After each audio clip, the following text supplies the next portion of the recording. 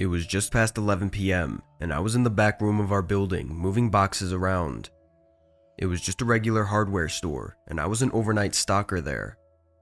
My other coworker that I usually work with was on vacation, so it was just me for the night. I didn't mind though, because people always expect less from you when you're left alone to do all the work, so if anything didn't get done, it wouldn't really matter. I was working slowly, taking my time. All of the deliveries that came in during the day needed to be put by the aisles where they belonged, so I was just breaking down the pallets and putting boxes on carts that I would then roll into the main shopping area and stock the boxes from there. Once I had filled a few carts, I grabbed one and pushed it to the aisle on the far left.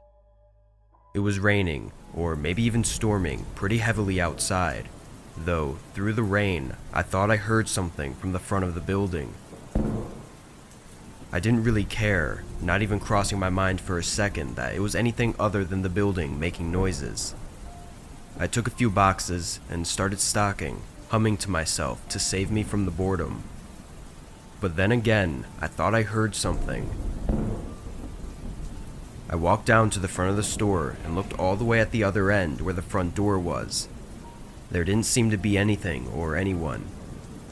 I stayed there for a little bit, again, in no rush to work, and then it happened again. I could have sworn this time that I saw something moving by the front door, and that was where the sounds seemed to come from. Being in my place of work, with all the doors locked, I wasn't really afraid of anything, but more just wanted to make sure nothing strange was going on outside. I went up to the front door and looked out the glass, which I noticed had huge smudges and scratches on them. Nothing was outside, no cars or people, just heavy rain pouring down. I turned and started walking away, back to where I was working. It was quiet for a while, maybe a whole hour even, but then the sound came again from the front door. I dropped what I was doing immediately and walked back to the front, and from across the store, I could for sure make out a figure moving around outside the door. I began walking closer before the figure stopped, stood still for a second, then ran away. I ran up to the door, trying to catch a glimpse of the person, but it was too dark and rainy. Looking at the door though, there were definitely more marks on it than there was before. I was confident that this person was trying to break in. I pulled out my phone, still standing by the door, and called the police. The operator said it wouldn't be too long, just a few minutes. I put my phone back in my pocket and waited by the door. Looking around, the parking lot was still empty, but then I turned my head to look against the building, and on the very side was that same figure. I backed away quickly, worried that he may have seen me. I took several steps back and tried to be quiet. Not even 10 seconds later, the figure appeared right outside the door. While the glass was somewhat foggy and had raindrops all over it, I could tell he was looking at me. He slammed something against the window. It looked like maybe a large rock. Then he hit it again and again, trying to break the glass. I backed away quicker and ran to the back of the store, locking myself in the office. Through the building, I heard the glass shatter and the alarm by the door go off. I waited in fear, hearing nothing else. A few minutes of silence passed, and I was growing more and more nervous, until the police finally showed up. I heard them call out, then walk around searching the place before they got to the office, where I identified myself and told them what I knew. The guy wasn't in the store, so I guess after he broke the glass, he just left. It seems really weird and doesn't make any sense. Part of me even wishes that he had actually stolen something so that I'd at least know that that was what he was after. But given he didn't do anything after breaking down the door, I don't know what he wanted, and that is what still scares me to this day.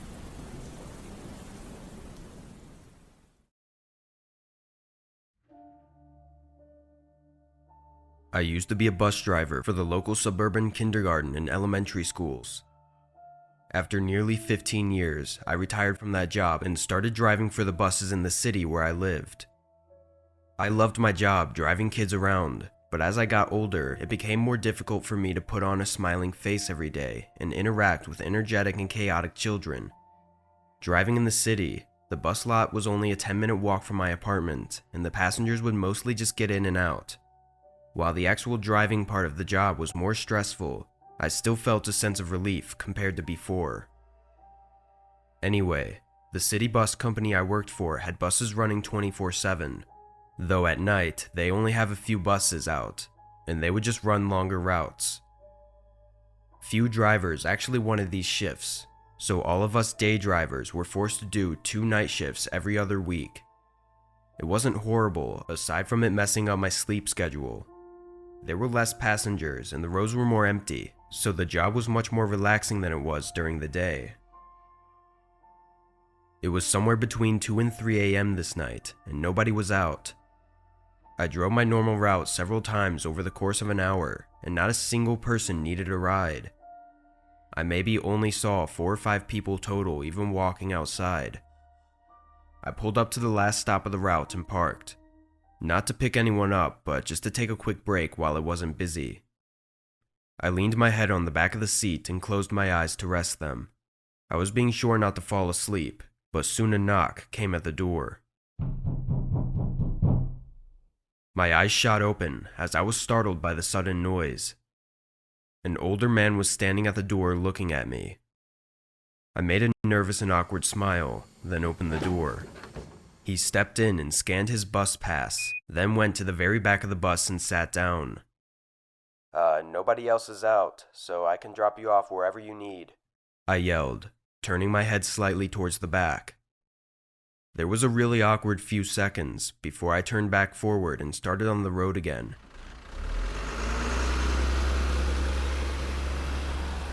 I thought he might have had earbuds in or something, so I was just going to do it the hard way and stop at every bus stop along the route like I was supposed to. Over the course of the drive, I constantly checked the mirror, seeing the man just sitting in the back staring ahead. It was odd behavior, but who knows what these people have on their minds at 3 a.m. I pulled up to every stop on the route and was approaching the last 2, wondering when this man was going to get off. After these, it just loops back around to where I picked him up. When I stopped at the next spot, I put the bus in park and looked at the man in the mirror. After a second, he got up. He began walking down the aisle, but the way he was staring at the floor was really unusual. As he got closer, I turned my body around and could see his face. It was full of anger and rage. I tried to act normal, turning my face to the road again, but the guy stopped right next to me. I looked over and he was staring down at me. "Is everything okay?" The man continued staring, but then he looked away and walked back down the aisle and sat down. This was the point where I knew something was very wrong and I started to worry. After a moment, I put the bus back in drive and headed to the next and final stop. When we arrived, I put it in park and waited. There was a sort of tension in this moment that was hard to describe. I looked ahead at the empty roads and sidewalks. Then the man got up and walked quickly down the aisle. He approached me, but this time, he shoved me against the side window and held a gun against my head. Looking him in the eyes, he had that same look as before, crazed anger and rage. I didn't know why or what he wanted from me, but I was sure he was going to pull that trigger. The man didn't say anything. He just tensed up and pushed the gun against my head even harder, still staring me in the eyes. Then, he opened his mouth wide and screamed right in my face. Just a painfully loud, angry scream. Then he let go, backed up, and walked out. I closed the door quickly and drove away. I called the police as soon as possible, knowing that his bus pass would have his identity in the system. An officer was sent to where I dropped the man off, while one came to where I was to get more information. A couple days later, they showed me a picture of the man who was on the bus pass that the stranger had used, but it was a completely different person. I don't know what kind of sick mind that man had, or what he wanted from me, but that was the most unusual, disturbing, and creepy encounter I've ever had and will probably ever have.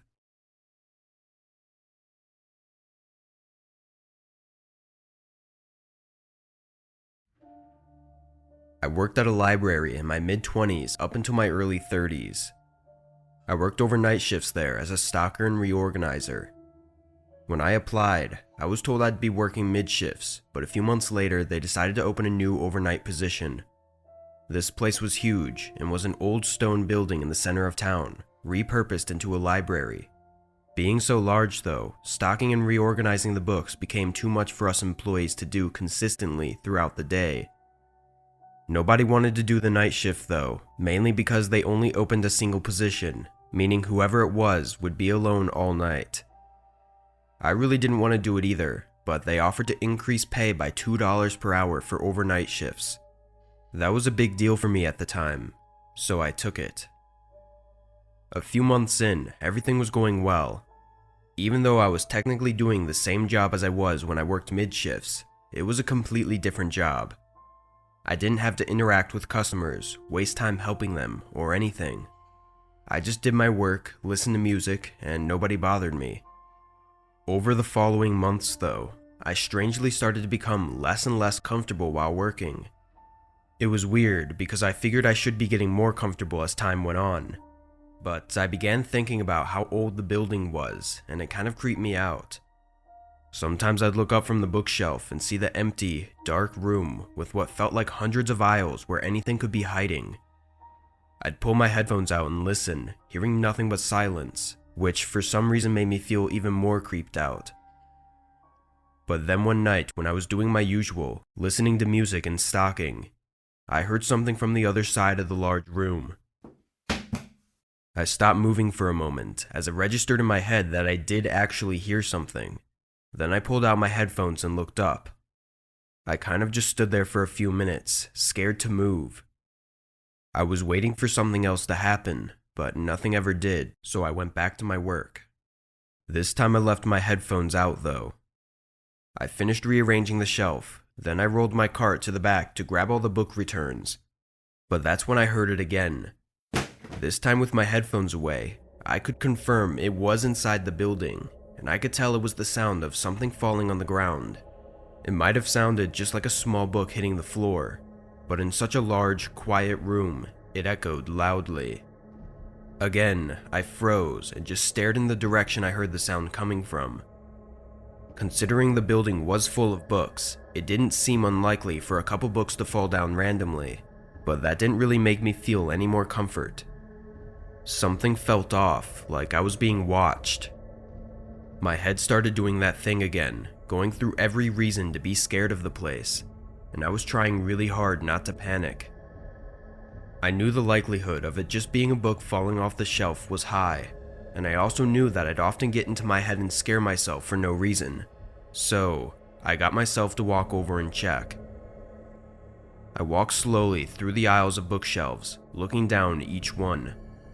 I got to the very last aisle. There was nothing, not a book or anything down any of the aisles. The panic started to come up in my head again. I turned around and my heart stopped. Someone was standing by the door leading to the back storage room. They were in the far corner, as if trying to hide against the wall, but I could tell they were watching me. I resisted every urge in my body to scream and run. I looked away, walked back down the aisles, unlocked the front door, and walked out.